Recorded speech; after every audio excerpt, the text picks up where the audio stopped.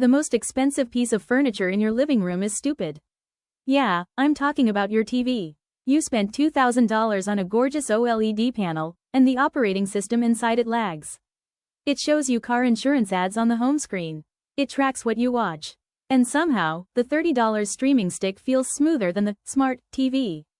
That's why the 2026 Apple TV leaks actually matter. Not because of 8K.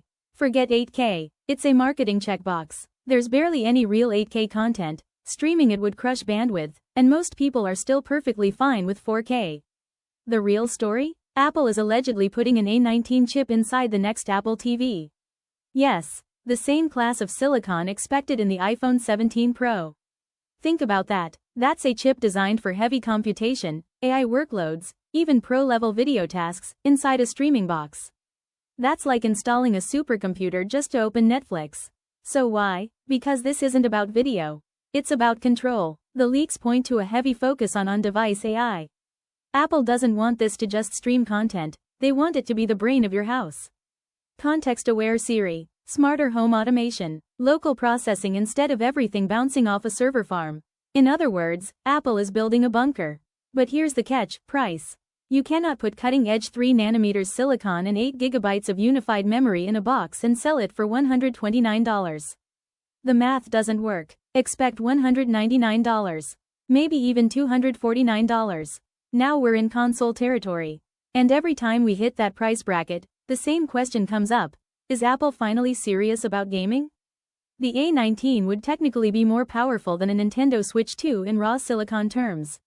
Ray tracing, strong GPU cores, plenty of horsepower, but the problem has never been the chip.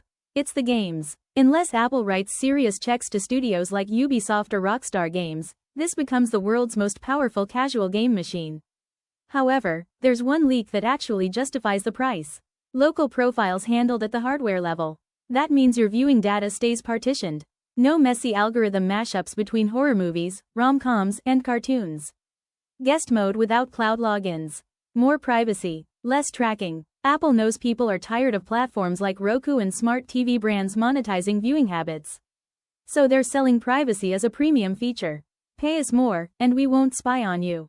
Now compare that to what's happening on the Android side. Brands like Xiaomi are reportedly building 2026 Android TV boxes with Snapdragon chips and active cooling. Yes, fans, these boxes are leaning into codec freedom, side-loading, emulation, PC game streaming. They're basically trying to become a Steam Link on steroids. One side is building a fortress. The other is building a playground.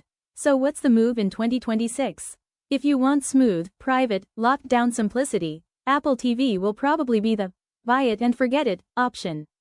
If you want flexibility, customization, ad blockers, emulation, and full control, Android hardware will be the Wild West. My take? If the A19 leak is real, Apple isn't chasing 8K. They're terrified the TV is becoming a commodity, and they're over-engineering their way out of it. Now the only question left is thermals. Because I still don't fully trust a fanless A19 in a tiny box. If this thing launches early 2026, the current generation is instantly obsolete.